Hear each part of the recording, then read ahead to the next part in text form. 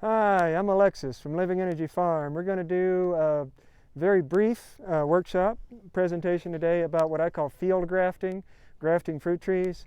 Field grafting in this case means grafting things that are already growing around. Grafting is a big complicated subject, so what we're doing now is a very abbreviated version. That's a very fun one. Yeah. So grafting involves taking a piece of a branch off of one tree and grafting it onto the root of another tree. Some trees you can grow from seed or whatever. Some trees have to be grafted, a lot of trees. These are called scions. That's the part you're going to graft. You want vigorous wood. Water suckers are like first-year growth taken from the tree. You'll always take it when the tree is dormant. You wrap it up in damp newspaper and plastic, stick it in your fridge in February. That's true for all species.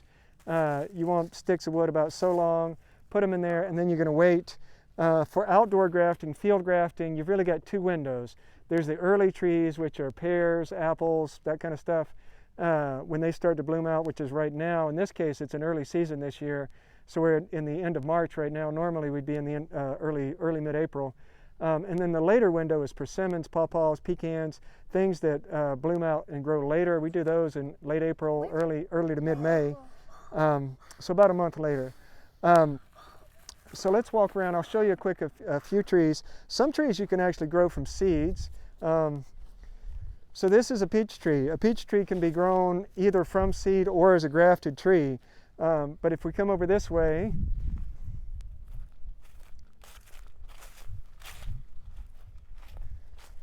see, this is a wild American persimmon. This is what I mean by field grafting. See, this is a little clump of persimmon trees, just wild American persimmons. They make a little seedy fruit. Sometimes they taste good. Some of them are bigger or smaller. Some of the wild persimmons are really good. Some of them are not so good. This is a Zimacurma, yep. Zimacurma. So that is an American Asian cross persimmon. The only way, Zimacurma, the only way to duplicate a Zimacurma is to take a scion, just like I showed you, a stick that you cut off in February, put it in your fridge, come back. In this case, this was grafted late May last year, so that's 1 year's growth. Because you have the root already in the ground, you're not transplanting, you're not watering, you're not damaging the root of the tree, you're just taking the top off and putting a better fruiting tree on top of it. You can get incredible growth rates and a really big tree really quickly. Let's walk over this way.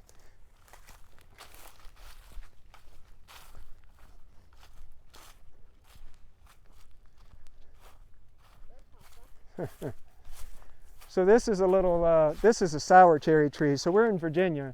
What you grow depends on where you live, basically. But you see, that's about a 4-year-old tree. You can see the graft right there down where my foot is. Are the flowers green? The flowers are about to open on this. Yep. So they'll be white when they open. Right. So the big thing, and this is a big lecture, so I'm going to condense this down to a few minutes. I will say edible landscaping, ediblelandscaping.com, Michael McConkey, who runs that, he's been doing that for decades. He and I are friends. We created a video a couple of years ago. It's at their website. It's me and Michael, 6 hours or so of video doing an orchard planning workshop. They charge 25 bucks or so for that. So you can go buy that if you want. I will tell you the really critical thing. When I first started teaching grafting, I was just teaching grafting and I realized that was foolish, because we don't have much of a relationship with fruit in terms of thinking with stuff that grows on trees as food. We buy like a gala apple in the grocery store, and then people, when they want to transplant a tree or buy a tree or graft a tree, they want to graft or plant a gala apple. You can't do that. That stuff you buy in the grocery store is a product of industrial chemistry. The average apple or peach or plum has been sprayed 14 times by the time you buy it. If you're going to grow stuff, now this is especially true in the humid parts of the country, the southeast, mid-Atlantic, you can't grow that kind of fruit, or at least it's really difficult. I'd recommend just don't do it. Don't even try cherries. Plums, pretty hit or miss. Apples, they're always going to be gnarly pretty much unless you put a huge amount of work into it. Peaches, hit or miss. We do a few peaches. The real strong producers in the mid-Atlantic southeast, the biggest is persimmons. Americans are not used to eating those. We eat hundreds of pounds of them. They're great, they're easy, they're carefree. Blight-resistant pears, not any old pear. You go get a d'Anjou or whatever, that's not going to grow. Don't do that. Edible landscaping is good. If for nothing else, they'll give you the varieties of pears that are blight resistant, and you can buy trees from them too. They're good quality trees that they sell. But in any case, so blight resistant pears, jujubes, that's a fruit Americans haven't heard of, completely trouble free in terms of diseases and insects. Muscadines, a lot of different berries. Whoa, easy, Nika. A lot of different berries. So you really need to select for what is disease resistant. Kiwis, both hardy kiwis and fuzzy kiwis, tremendously disease resistant trees. With those kinds of trees, you can grow a huge amount of fruit without a lot of work and spray, and you get good fruit. You just go plant some gala apple, you're going to get a gnarly piece of fruit if you get anything. So we're going to go graft some trees, and I'll explain what we're doing as we're doing it. Groovy.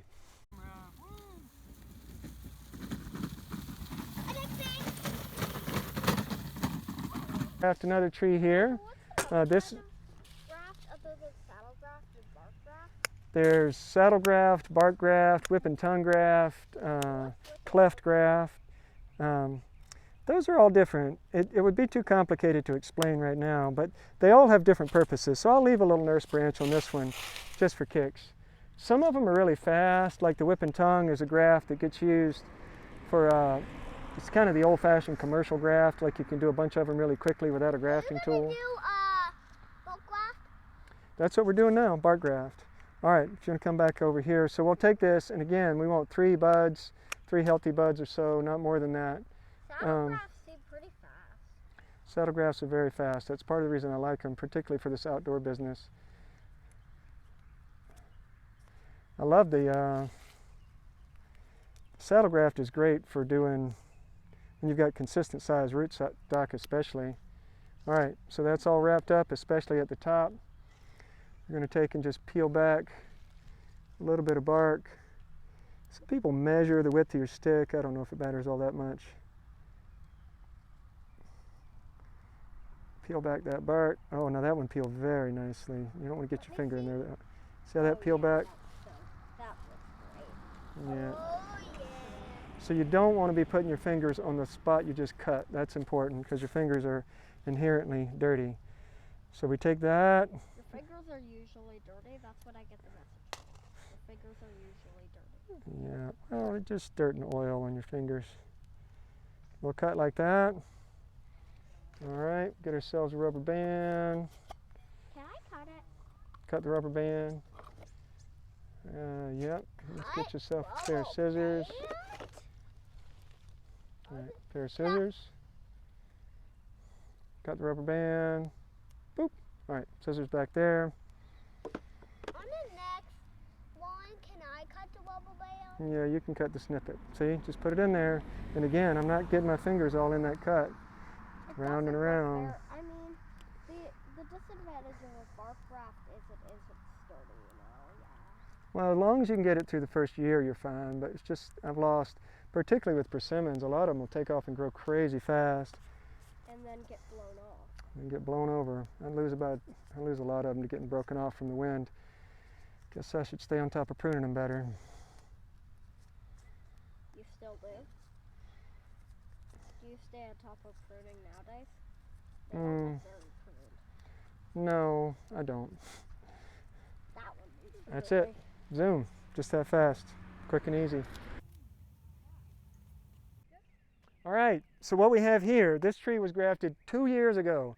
It's the same thing. That's a Bradford pear. You can see that's where we made the bark graft with a stick about as big as my pinky finger. It had a nurse branch. I let the nurse branch grow for that first summer, and anything that sprouts off the trunk, you cut it off. Keep that cut back. And then at the end of the first summer, you take the nurse branch off, and then for the first couple of years, I did this already when it was pruning time, that's winter time, came back in and cut everything off that's down low. During the summer, you can cut the stuff off that's down low, but you've got to suppress that because it will sprout out a bunch below the graft. Now this is a Korean giant. I'm not a big fan of Asian pears, but this is supposed to be the most disease resistant of the Asian pears. A lot of the Asian pears will get fire blight, but in any case. So this is its 3rd spring, and you can see it's going to set good fruit this year, and I've already had to prune it back. Incredible growth rate, and I didn't transplant this. I just found this Bradford pear. It's along the edge of our driveway, put that stick on there. You saw how long it took to do that, a few minutes, and boom, there you go. It's growing fast, super fast. It's going to make fruit this year. Great tree, great technique. We do this with hundreds of persimmon trees, pears. You can find wild apples, wild pawpaws, wild plums, lots of wild trees out there you can do this field grafting with.